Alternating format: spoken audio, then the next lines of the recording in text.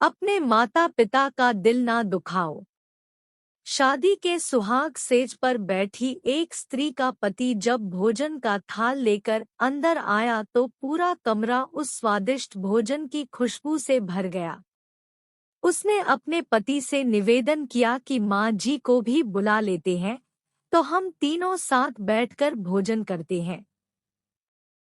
तो पति ने कहा, छोड़ो उन्हें, वह खाकर सो गई होंगी, आओ हम साथ में भोजन करते हैं। अपने पति से कहा कि मैंने उन्हें खाते हुए नहीं देखा है। तो पति ने जवाब दिया कि तुम जिद कर रही हो, शादी के कार्यों से थक गई होंगी, इसलिए सो गई होंगी, नींद टूटेगी तो खुद भोजन कर लेगी, आओ हम प्यार से खाना खाते हैं।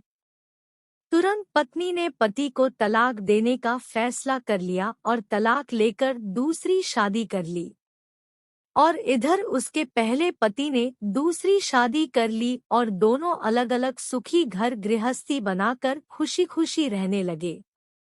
इधर उस स्त्री के 2 बच्चे हुए जो बहुत ही सुशील और आज्ञाकारी थे। कई वर्ष बीत जाने के बाद एक दिन वह औरत अपने बेटों के साथ यात्रा पर गए हुए थी। एक जगह तीनों माँ बेटे भोजन के लिए रुके और बेटे भोजन परोस कर माँ से खाने की विनती करने लगे। उसी समय उस स्त्री की नजर सामने एक फटे हाल, भूखे और गंदे से वृद्ध पुरुष पर नजर पड़ी। जिस स्त्री के भोजन और बेटों की तरफ बहुत ही कातिल नजर से देख रहा था, उस स्त्री को उस पर दया आ गई और बेटों को बोली कि जाओ पहले उसको खाना दे आओ, फिर हम सब मिलकर भोजन करेंगे। जब उस वृद्ध व्यक्ति को कपड़े पहनाकर उसे उस स्त्री के सामने ले आए तो वह स्त्री आश्चर्यचकित रह गई।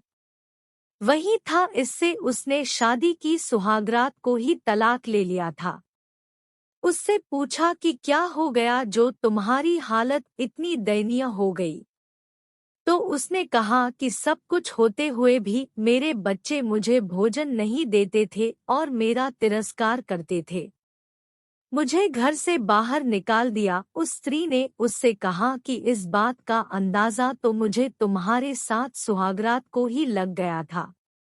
तुमने पहले अपनी बूढ़ी माँ को भोजन कराने के बजाय स्वादिष्ट भोजन की थाल लेकर मेरे कमरे में आ गए और मेरे बार बार कहने के बावजूद भी आपने अपनी माँ का तिरस्कार किया। उसी का फल आज आपको मिला है।